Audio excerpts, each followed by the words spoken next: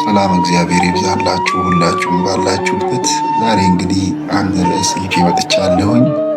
በግርግር ውስጥ ያለ ሰላም ይላል። ዓለም ግራ ገብቷታል። በማለዳ ስነቃ የምንሰማቸው ወሬዎች፣ የምናያቸው የዜና አውታሮች እና የማህበራዊ ሚዲያ ገጾች በሙሉ በግርግር የተሞሉ ናቸው።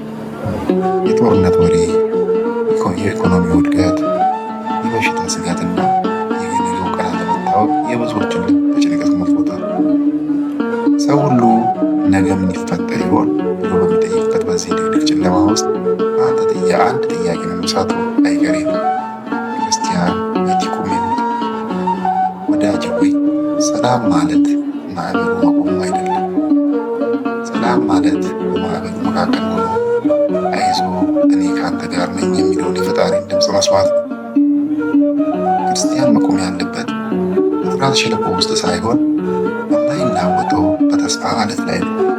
ንጉሥ ዳዊት በዙሪያው ጠላቶቹ በከበቡት ጊዜ ዓለም ስትናወጥ እሱ ግን እንዲህ አለ፣ እግዚአብሔር ብርሃኔና መድኃኒቴ ነው፣ የሚያስፈራኝ ማን ነው?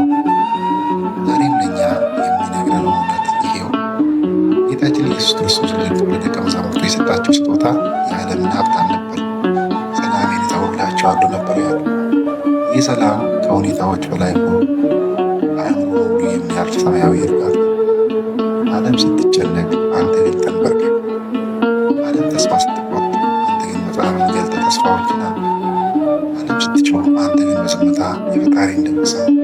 ምክንያቱም የእኛ ዋስትና ያለው በኪሳችን ወፍራምነት ወይም በዓለም ሰላም ላይ ሳይሆን ዓለምን ባሸነፈው በክርስቶስ እጅ ላይ ነው።